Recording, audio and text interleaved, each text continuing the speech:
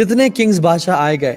صلاح الدین ایوبی کے دور میں ہی اس ٹائم 3 خلیفہ تھے. مجھے اور آپ کو کس کس کے نام یاد ہیں؟ مجھے بتائیں. صلاح الدین ایوبی کے تو نام ہمیں یاد ہے، مگر 3 خلیفہ اس ٹائم موجود تھے اور اس سے پہلے کتنے خلفاء تھے؟ ہمیں کن کے نام آتے ہیں؟ کیوں؟ کیونکہ وہ جب اپنے پیلیسز میں ہوتے تھے صلاح الدین ایوبی اپنے ٹینٹ میں سوتے تھے.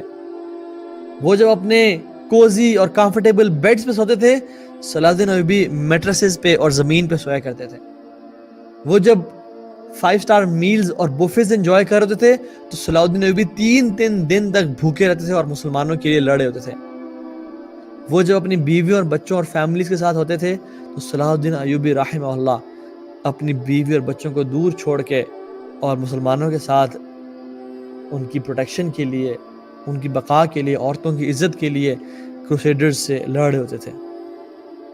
ابن شداد رحمہ اللہ کہتے ہیں کہ ایک دفعہ صلاح الدین ایوبی ٹینٹ میں بیٹھے تھے and the battle was about to begin، اور ان پہ ایک لیٹر پہنچا اور نیوز پہنچی کہ your brother and your nephew has passed away، آپ کا بھائی اور آپ کا نیفیو اللہ کو پیارے ہو گئے.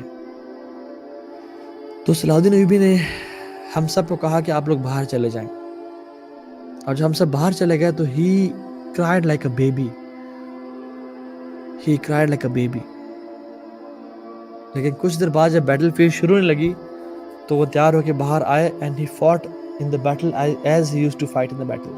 اللہ اپنے ایموشن کو سپریس کر لیا اور کہا یہ تو دنیا تو آنے جانے والی ہے. ما عندکم ینفد وما عند اللہ باق، جو تمہارے پاس ہے وہ ختم ہونے والا ہے، جو اللہ کے پاس ہے وہ ہمیشہ رہنے والا ہے. بل تؤثرون الحیات الدنیا والآخرۃ خیر وابقا، تم دنیا کی زندگی کو چاہتے ہو مگر آخرت خیر والی ہے اور ہمیشہ ہمیشہ رہنے والی ہے.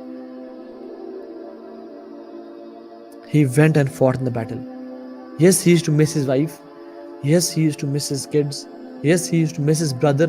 اور وہ فیملی لائف کٹھے بیٹھ کے کھانا پینا اور وہ سب مس کرتے تھے. لیکن that grief in his heart کہ امت کو لیڈ کرنے والا کوئی نہیں ہے, that was far more greater than his love for his wife and family members.